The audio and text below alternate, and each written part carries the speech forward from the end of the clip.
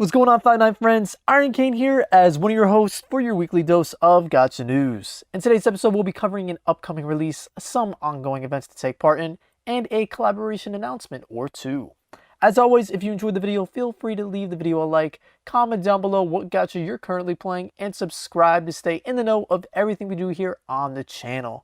Now, PlayStation may have had its fancy schmancy showcase last week, which maybe have been kind of cool, but come on, we're here for the gachas, damn it, real games. Now, with that said, let's get right into this week's news.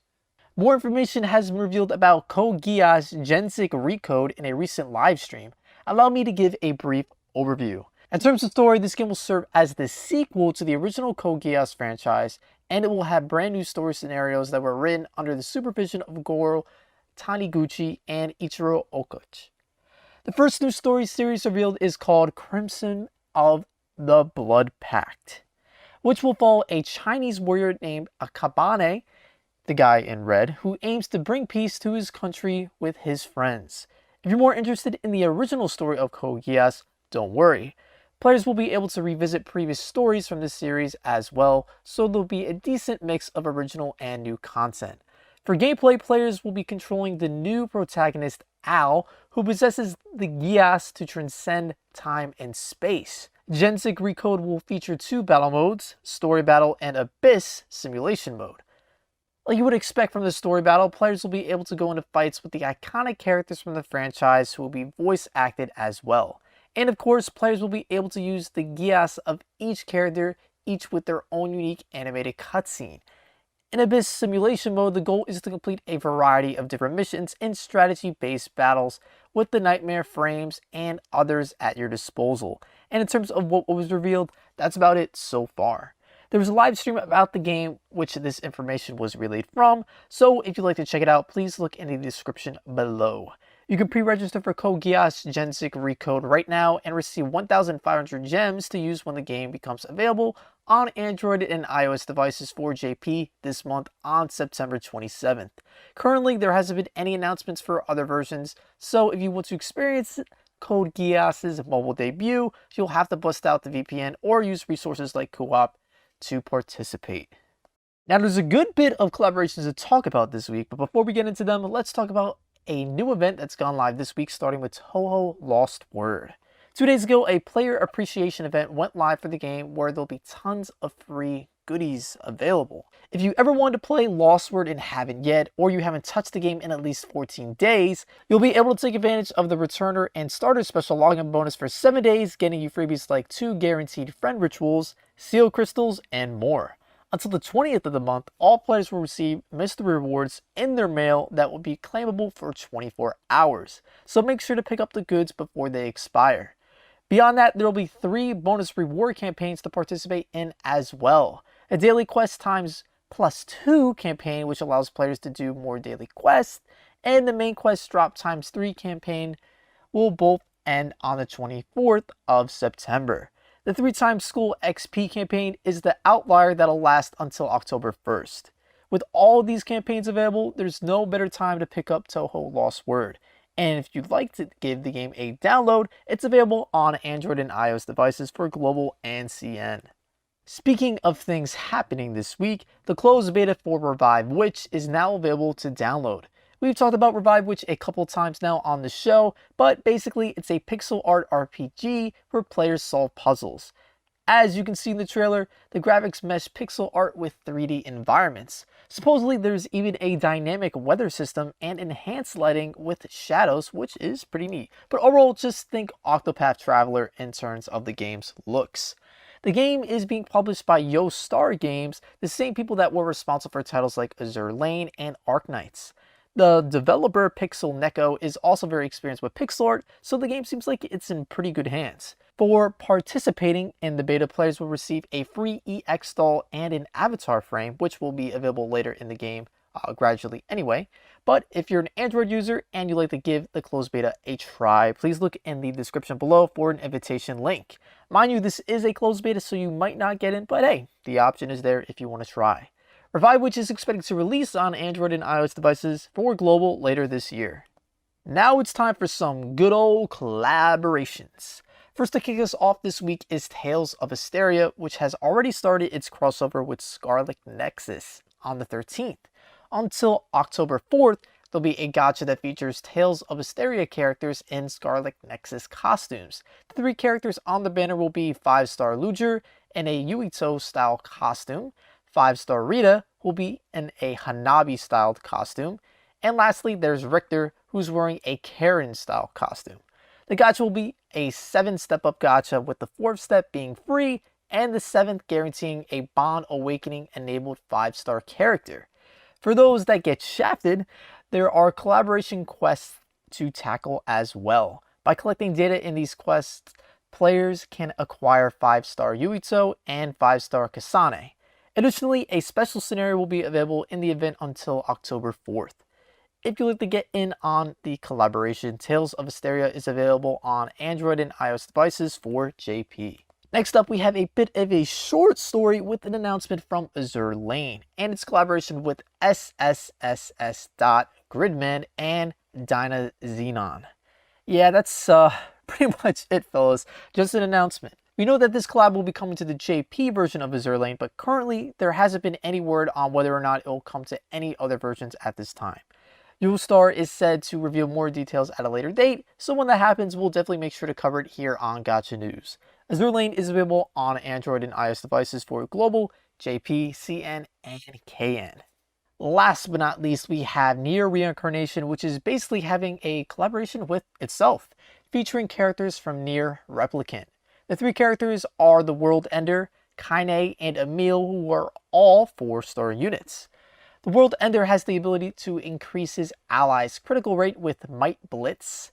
Kaine can deal crazy amounts of damage with her I'll F you up ability that scales up based on health. And yes, that's actually what the ability is called.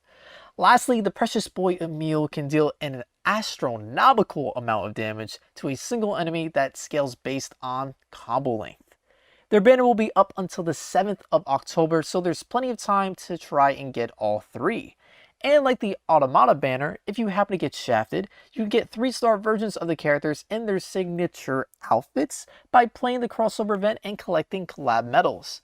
These medals can be exchanged to max out the units and their weapons, and tons of upgrade materials, summoning tickets, and a lot more. Goat Cane pro tip: max out the 3 characters' weapons to increase the amount of medal drops you receive to get as many goodies in the exchange shop as you can. Also, since the game hit 15 million downloads, to celebrate, players will have received a free multi. So if you ever thought of hopping on NieR Reincarnation, now is not a bad time.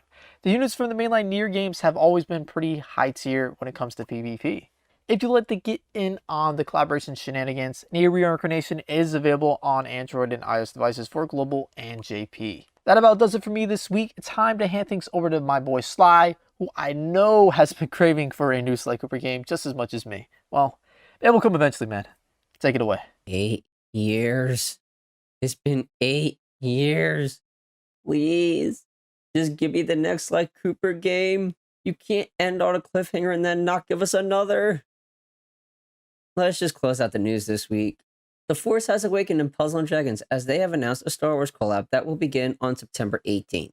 As of right now, this is exclusive to the Japanese version of PAD, with no confirmation of it coming to the NA version of the game.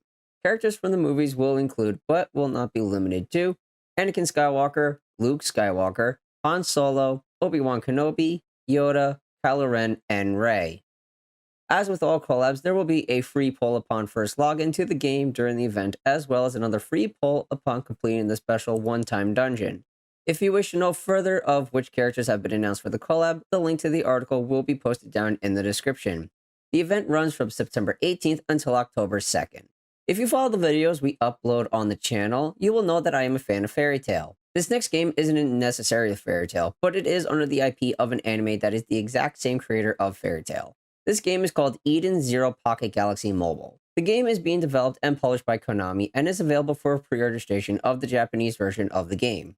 There's currently no official release date, as the pre-registration announcement only came out on the 9th of this month, so please keep it that way and don't rush out a game. Looking at you, Fairy Tail Guildmasters. The game was first announced at Tokyo Game Show 2020 and is a top-down action RPG in which players make their way through dungeons while combining skills and equipment. Players can enjoy original stories in the game in addition to a story that faithfully reproduces the scenes from the manga. Plus, there are over 100 costumes, including original costumes created by manga author Hiro Mishima. Everyone who starts the game at launch timing will receive an in-game cyber costume item as a free gift. In addition to this free costume, there are currently 3 pre-registration goals. 3 skip tickets at 100,000 registrations, 1 iridescent material at 200,000, and 100 ether drive at 300,000. Paseo is continuing their 2nd anniversary celebration with some Kanto love. On September 13th, Pokemon Masters showed off a trailer pertaining to the upcoming event. Team Rocket is up to their usual shenanigans, and Red has gone off to investigate. With this event, we will be getting 2 new Pokefair sync pairs, Red and Gigantamax Snorlax, and Blue and Mega Aerodactyl. While the community is upset with this not being a big DPS outputting Red and Snorlax is nothing to scoff at. In his kit, he has Mini Potion All. What this does is restore the HP of all allies by approximately 20% of their max HP. Keep in mind, this is to all allies, and not just a single ally. This healing can be increased thanks to the Mini Potion All Master Healer node in his sync grid. The other TM he has in his kit is called You and Me. This move will reduce the sync move countdown of an ally while raising the critical hit rate by 2 ranks and apply the super effective next effect as well. Red and Snorlax is a very versatile and flexible support unit that will see much usage on a wide variety of teams. Moving over to Blue and Aerodactyl, this is where your DPS unit will be for the 2 Kanto sync pairs. Aerodactyl is a physical striker unit with his sync move, but he can also benefit greatly from special attack buffs as he has 2 special attack moves in his kit prior to Mega Evolving. Prior to Mega Evolving, Aerodactyl has Dire Hit All Plus, meaning he can increase all allies' crit rate by 2 stages, allowing him to max out everyone's crit rate in both uses of the move, resulting in not needing the MPR node in the grid. When Mega Evolved, Dire Hit All Plus will change into Double Edge, while Hyper Beam and Ancient Power remain unchanged. If you have played any Pokemon game in the past, you know that Double Edge has recoil damage. However, Blue's 3rd passive will change into recoil removal from Endurance, allowing you to utilize Double Edge without the concern of recoil damage. A quick note, Endurance being changed upon Mega Evolving is not a bad thing, as the user gains the Endurance effect upon entering the battle with full HP, which happens in every event outside of Battle Via. Red and Snorlax come out on September 16th at Reset, which has already happened by the time this video goes live, while Blue and Aerodactyl come out on September 18th, and both will end at the same time on October 30th.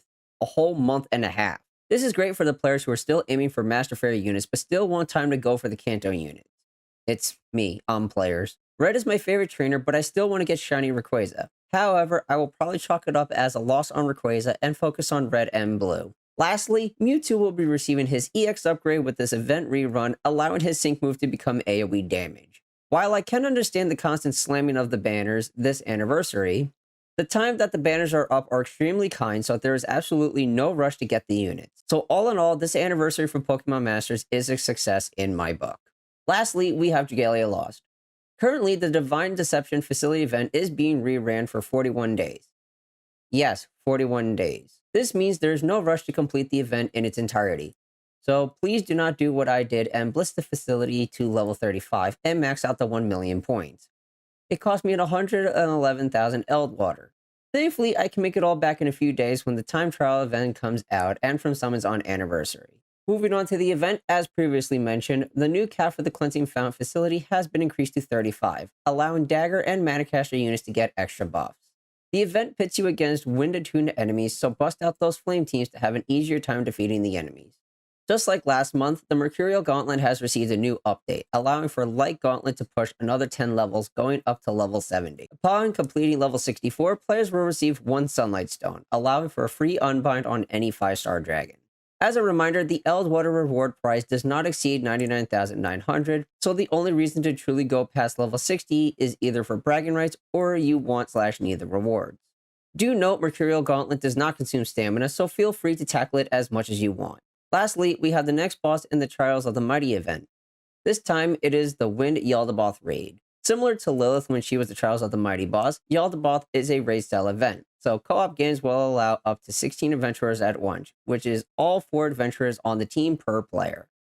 Only flame-attuned adventurers and dragons may be used to take on this event. When Yaldabaoth will grant the convictions and devotions needed to Manasbal Kirsty. The upcoming time attack event is speculated to drop between September 17th and September 20th, so be sure to be on the lookout for that. That is all for this week's Gacha News. I'm your co-host Sly, signing us off here at 59 Gaming. Have a great weekend, everybody.